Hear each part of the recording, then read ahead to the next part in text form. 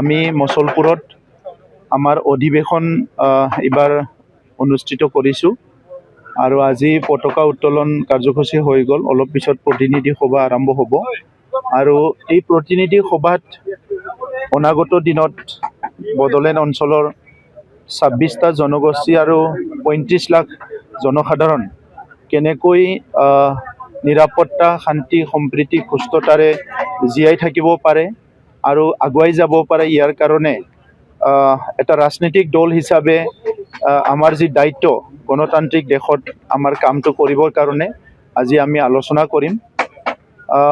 UPPL দল হিচাপে এটা নীতিৰ আধাৰত আমি কাম কৰি আছোঁ। আমাৰ নিজৰ এটা ডাঙৰ মিছন আৰু ভিজন আছে। 2015 চনত UPPL যেতিয়া স্থাপন কৰিছিলে, প্ৰথম এজেণ্ডা হিচাপে UG ব্ৰহ্ম ডাঙৰীয়া প্ৰতিষ্ঠাপক সভাপতি, আজিৰ মন্ত্ৰী, তেখেতে সেই সময়ত প্ৰথম এজেণ্ডা হিচাপে লৈছিলে যে বড়োলেণ্ডত গণতান্ত্ৰিক বাতাবৰণ, গণতন্ত্ৰটো শক্তিশালী কৰিব লাগে আৰু লগতে শান্তি প্ৰতিষ্ঠা কৰিব লাগে। আৰু আপোনালোকে দেখিবলৈ পাইছে 2020 চনত আমি এলায়েন্স গভৰ্ণমেণ্ট গঠন কৰিছিলোঁ, কিন্তু এলায়েন্স গভৰ্ণমেণ্ট হ'লেও যোৱা 5টা বছৰত বড়োলেণ্ড অঞ্চলত বসবাস কৰা সকলো ৰাইজে, সকলো জনসাধাৰণে নিজৰ যিটো কথা, নিজৰ যিটো অপিনিয়ন, সেইটো মুক্ত মনেৰে ৰাখিব পাৰিছিলে। ইয়াত কাকো কোনো এজন ব্যক্তিক যিসকলে মুক্ত মনেৰে কথা কৈছে, যুক্তিযুক্ততা বা সমালোচনা এইবিলাকত যিবিলাক আছিলে, সেই সকলক কোনো ধৰণৰ হেঁচা প্ৰয়োগ কৰা হোৱা নাই, কোনো ধৰণৰ হাৰাশাস্তি কৰা হোৱা নাই। যোৱা 5টা বছৰত 26টা জনগোষ্ঠীয়ে নিজৰ আত্মসন্মান লৈ নিজৰ যিটো নেকি নিৰাপত্তা সেইটো লৈ পেলাই জীয়াই থাকিব পাৰিছে আৰু শান্তি বহুত ধুনীয়াকৈ এটা পৰিৱেশ আহিছিলে। এটা সময়ত কোকৰাঝাৰত হেলমেট পিন্ধিলেহে ফাইন আছিল। গোটেই ভাৰতবৰ্ষত হেলমেট নিপিন্ধিলে ফাইন, কিন্তু কোকৰাঝাৰত হেলমেট পিন্ধিলে ফাইন আছিলে। যেতিয়া UPPL চৰকাৰ গঠন কৰিল, ইয়াৰ পৰা সামৰিক বাহিনী, অৰ্ধসামৰিক বাহিনী যিবিলাক অপাৰেশ্যনৰ কাৰণে, শান্তি প্ৰতিষ্ঠা কৰাৰ কাৰণে নিয়োগ কৰা হৈছিলে, এইবিলাক লাহেকৈ বড়োলেণ্ডৰ পৰা আঁতৰাই লৈ গৈছিলে। কিন্তু আমি আচৰিত হৈছোঁ যে এই মাহতে আমি কেইদিনমান আগত দেখিলোঁ যে কোকৰাঝাৰত পুনৰ পেৰামিলিটাৰী ফৰ্চেছ বা আৰ্মি মোতায়েন কৰিব লগা হৈছে। এইটো অতিকৈ দুখৰ কথা। যোৱা 5টা বছৰত 144 লগা নাছিলে, আজি পুনৰ 144 লগাব লগা হ'ল। আমি 26টা জনগোষ্ঠীক একত্ৰীকৰণ একেলগে লৈ, 26টা জনগোষ্ঠী আৰু 35 লাখ জনসাধাৰণ একেলগে লৈ আমি আগবাঢ়ি যোৱাৰ কাৰণে বহুতখিনি কাম আমি কৰিছিলোঁ।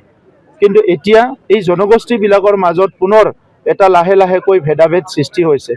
আমি হেপিনেছ মিছনৰ দ্বাৰা প্ৰত্যেকটো মুহূৰ্তত ৰাইজৰ শান্তিৰ কাৰণে কাম কৰিছিলোঁ, কিন্তু লাহেকৈ এতিয়া শান্তি বিঘিনি হৈছে।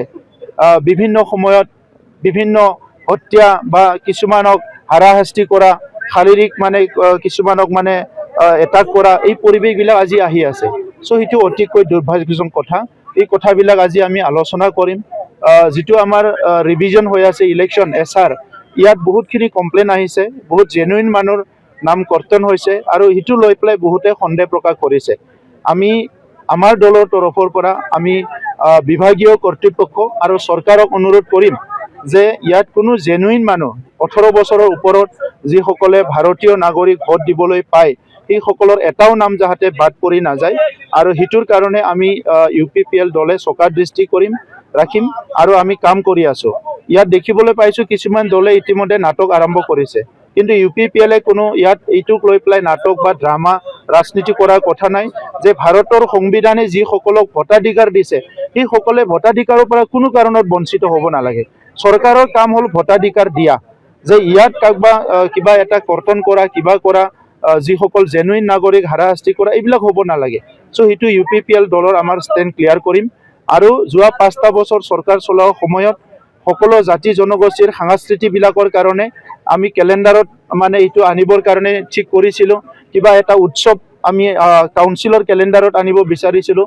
কাৰণটো হৈছে যে বহুত জনগোষ্ঠী আছে ভাৰতৰ স্বাধীনতাৰ 78 বছৰ পিছতো নিজৰ কিবা এটা জাতীয় উৎসৱ, নিজৰ সাংস্কৃতি বা কিবা এটা স্পেচিয়েল ডে, সেইবিলাক ৰিকগনেশ্যন পোৱা নাই।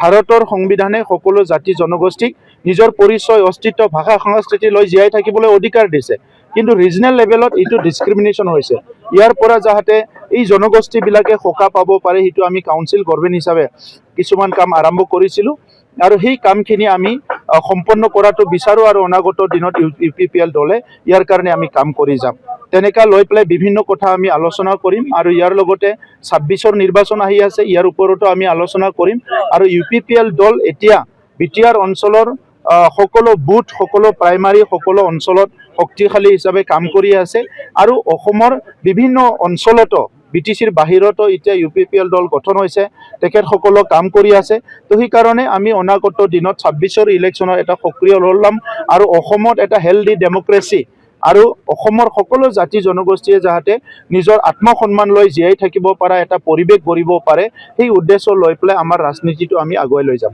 অকলে খেলিব নে এনডিএৰ লগত থাকিব ইয়াৰ কাৰণে এইটো মিটিং এই মিটিংটো শেষ হোৱালৈকে ৰখি থাক তাৰপিছত কৈ আছোঁ আৰু বাহিৰতো দিব নেকি বাহিৰত মানে BTCৰ বাহিৰতো কেণ্ডিডেট আমাৰ দলটোতো বিভিন্ন অঞ্চলত গঠন কৰা হৈ গৈছে তো সেই হিচাপে আজি আমি ইয়াত প্ৰতিনিধি সভাত আলোচনা কৰিম আৰু আমাৰ কৰ্ণধাৰ কমিটি আছে বিভিন্ন কমিটি আছে ইয়াত আলোচনা কৰি আমি বিবেচনা ল'ম আলোচনা কৰিম যে আমাৰ নতুন কমিটি বিভিন্ন চেলবিলাক গঠন হ'ব জনগোষ্ঠীৰ ভিত্তিত কিছুমান চেল আমাৰ গঠন কৰা হৈছে আৰু কেন্দ্ৰীয় কমিটি আমাৰ নেক্সট 3টা বছৰৰ কাৰণে গঠন হ'ব লাগে এই গোটেই পৰিৱেশবিলাক এজেণ্ডাত আমাৰ আছে সেইটো আমি আলোচনা কৰিম